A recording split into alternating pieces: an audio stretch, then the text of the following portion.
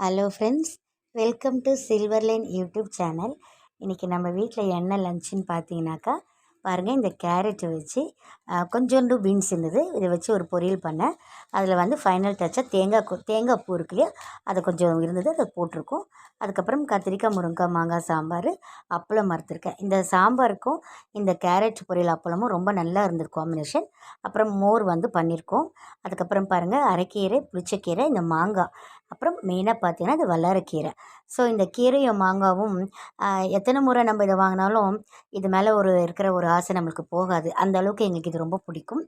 And பாருங்கள், இந்த மக்காச்சோளம், இந்த ஸ்வீட் கார்ன் சொல்கிறாங்களே, இதையும் வாங்கிட்டு வந்தோம். அந்த தோலெல்லாம் நாங்கள் ஆல்ரெடி பீல் பண்ணிட்டோம். வல்லாரக்கீரை ரொம்ப ஞாபக சக்திக்கு ரொம்பவே நல்லது. அதுக்கப்புறம் பாருங்கள், இந்த சோளத்தை வந்து பீலர்லாம் என்கிட்ட கிடையாது. ஸோ இந்த நைஃப் நம்ம காய் கட் பண்ணுறோம்ல, அதுலேயே நான் எடுத்துகிட்டு சும்மா அதை அலசிட்டு மிக்ஸி ஜாரில் கொஞ்சம் கருவேப்பிலை, கொஞ்சம் பூண்டு இதெல்லாம் போட்டுட்டு 2 இஞ்சிலாம் போட்டு ஒன்றும் பாதியுமாக கிரைண்ட் பண்ணியிருக்கேன். அதுக்கப்புறமா கடாய் வச்சு இந்த பேன் வச்சு கடுகு, உளுத்தம்பருப்பு, கடலைப்பருப்பு, இந்த வெங்காயம் இதெல்லாம் போட்டு நல்லா நம்ம வதக்கிடணும்.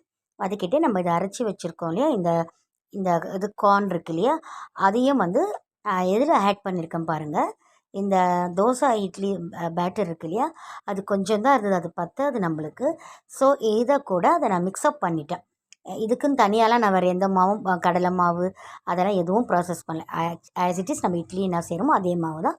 அதுக்கப்புறம் இது பாருங்கள், இந்த குழி பணியாரம் இந்த கல் வச்சுட்டு நல்லா கொஞ்சம் ஆயில் அப்ளை பண்ணிவிட்டு இதை வந்து நம்ம பணியாரம் இதில் போட்டு எடுத்தோம்னா சூப்பரான ஒரு டிஷ் ரெடி. இதுதான் நைட்டு டின்னர்.